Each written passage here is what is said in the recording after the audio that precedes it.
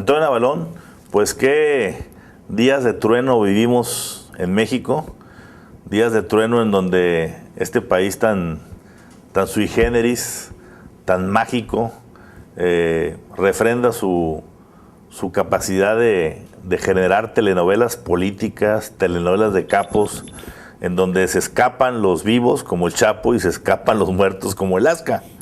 El asunto del Asca de Alberto Lascano, pues consume hoy toneladas y toneladas de papel, de tiempo para discutir y ver exactamente qué pasó. Lo fueron y lo capturaron. Fue una cosa accidental. Sabían quién era, no sabían y por eso lo dejaron descuidado, o lo dejaron descuidado con toda intención para entregarlo. Es decir, hay muchísimas más preguntas que las respuestas que podemos estar, pero en esto, pues no sé qué pienses tú, pero yo pienso que estamos distrayéndonos, discutiendo el color del carro y no el carro, porque en el fondo, valdría la pena analizar ¿a qué nos estamos enfrentando? ¿Qué está pasando en este país que está cerrando una administración como la de Felipe Calderón, llena de violencia, de sangre, en capítulos llenos de violencia y de sangre, pero hoy particularmente con un grupo específicamente, que es el de los Zetas? 5 jefes Zetas capturados en 33 días. El último día es el Asca. Vamos a ver qué pasa de aquí al 1 de diciembre o al 30 de noviembre, porque es el día a vencer. Si el Z40 y su hermano el 42 van a caer, o se va a mantener, o va a debutar el sexenio nuevo, básicamente con un duopolio, que serían el Chapo y el Z40, o con un monopolio, que sería el Chapo. ¿Qué opinas, Antonio? Bueno, yo creo que a estos 50 días que quedan, 50 días exactos, hasta que Enrique Peña Nieto, ojalá y la situación política le permita que sea en San Lázaro y sin escándalos, si no ya está preparado alternativamente que fuera en la Corte Suprema, la Suprema Corte de Justicia de la Nación, donde se haría la jura. Está preparada la sede alternativa. Ya está lista. Ya está lista. Pues yo tengo la sensación de que estamos en liquidación por derribo. Es decir, es claro que el modelo de seguridad va a cambiar. Es claro que debe cambiar. Es claro que hay muchas maneras de llegar a un pacto.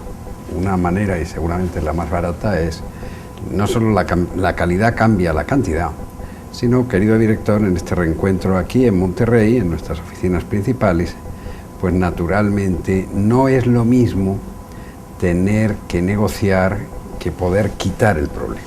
Yo me alegro de que después de 6 años, 70.000, no hay un número indeterminado de mexicanos muertos en medio de esta guerra, no sé cuántos desaparecidos, no sé cuántos a las fosas comunes. Por fin, la inteligencia empieza a dar su resultado y, salvo por 3 Marías, de lo que también hablaremos ahora, pues naturalmente, mire usted por dónde, aunque sea inteligencia selectiva y casi monocultivo, en el sentido de que funcionó la inteligencia sobre los Zetas, pues empiecen ahora a caer, sobre todo porque los Zetas, a diferencia de los otros cárteles, eran un poco como la película aquella de Brian De Palma, Scarface.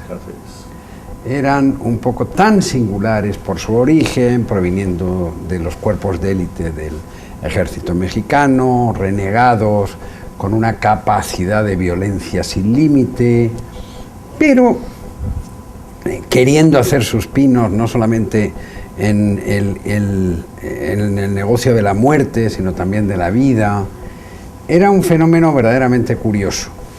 Y, en ese sentido, dentro de ellos, y desaparecido el líder, pues quedaba el Lasca, que era mucho más importante. Yo no tengo dudas de que el cadáver, esté donde esté el cadáver, y no hay que olvidar que en nuestro país tenemos una enorme tendencia a desaparecer. Recuérdese el caballo blanco de Emiliano Zapata y de qué pasó con el cuerpo. Y, o sea, hay... Manuel Muñoz Rocha, el famoso asesino intelectual de Ruiz Massieu, ¿no?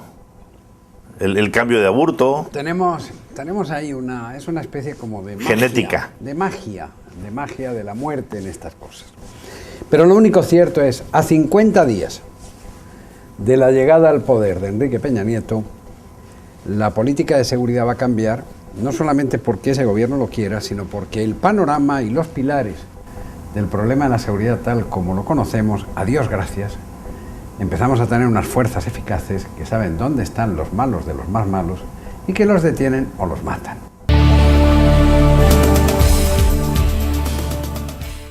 Lo que sí tengo la sensación es que el presidente entrante, el presidente electo, hoy de viaje oficial en Europa, sí tiene claro un problema añadido de todo esto, y que es muy sencillo.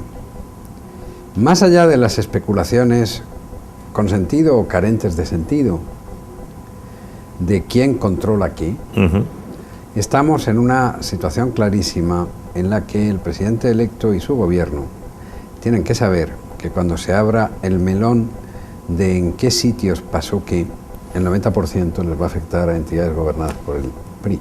Claro. Y pues ya veremos qué pasa en Durango. Sí.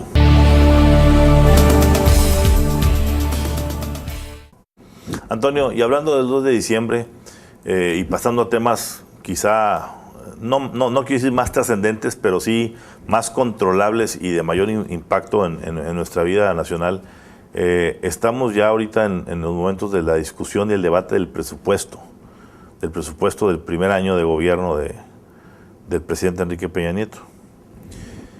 Hay una cantidad de negociaciones, tenemos la experiencia siempre presente, siempre poderosa de Luis Videgaray, quien durante 3 años como diputado que fue el presidente de la Comisión de Programación y Presupuesto de la Cámara de Diputados, donde se iban a hacer todos las negociaciones de los estados para otorgar básicamente Hacienda. Únicamente lo que terminaba por hacer era el cheque que se acordaba en la Cámara de Diputados.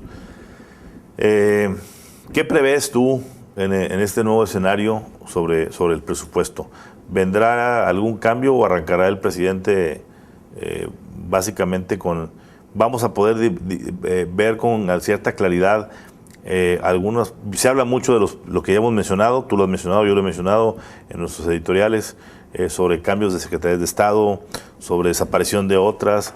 ¿Vendrá dibujado ya eso dentro de la propuesta o va a esperar a llegar y llegando ya se hacen las enmiendas? No, yo creo que va a venir dibujado, porque al final del día, en la tecnocracia, en la supertecnocracia mexicana, va a haber continuidad, o sea, no va a haber cambio. Claro. Antonio Meade es posible que se convierta al estilo Yeltsin Medvedev en subsecretario, si es que Videgaray fuera el secretario de Hacienda, y si finalmente es el secretario de Presidencia, pues entonces que se quede Meade un rato. Es decir, es una situación que lo que se garantiza es que los mismos que han llevado económicamente el país en los últimos años lo van a seguir llevando. Segundo, eso se puede ampliar hasta incluso, y de hecho se baraja, a secretarías importantes como la de Salud, que puede seguir en manos de Chechovisky, o lo que significa y que lleva a que muchos panistas se planteen y se pregunten ¿para qué ganamos las elecciones? Porque al final del día, los priistas, porque al final del día, si la continuidad en la rama económica es total, si en lo social empezamos a contar con gente como Rosario Robles,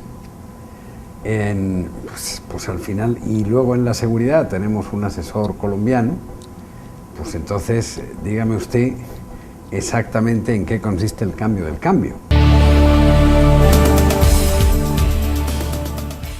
Antonio, Venezuela.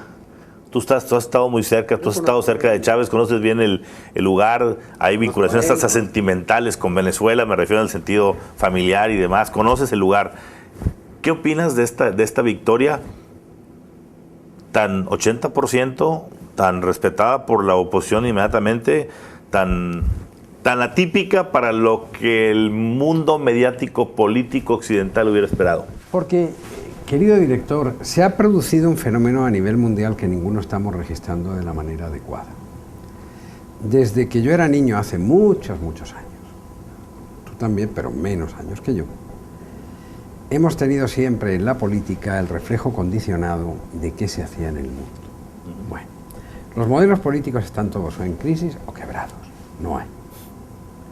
Segundo, tú podías contraponer al dictador, demagogo, incompetente y peligroso un modelo que estuviera referenciado en algo que te permitiera suponer que las cosas van a ir mejor.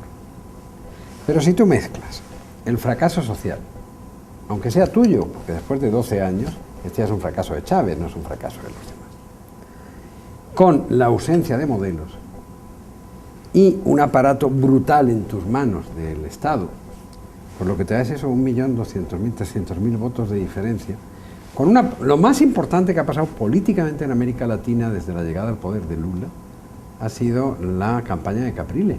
Claro.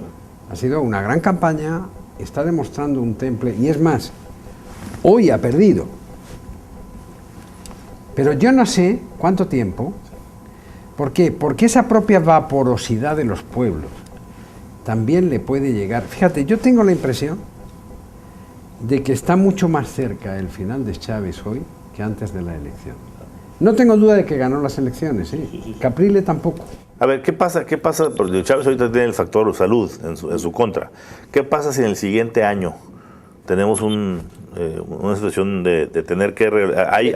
¿Hay condición de relevar o tendrían que repetirse las elecciones? Eso es muy importante. No, hay condición de relevar, pero el problema no es ese. El problema es quién tendría el poder de controlar, porque hay un dato, de verdad vamos a saber la consecuencia de lo que ha pasado hoy en diciembre, cuando se tengan que elegir gobernadores y alcaldes.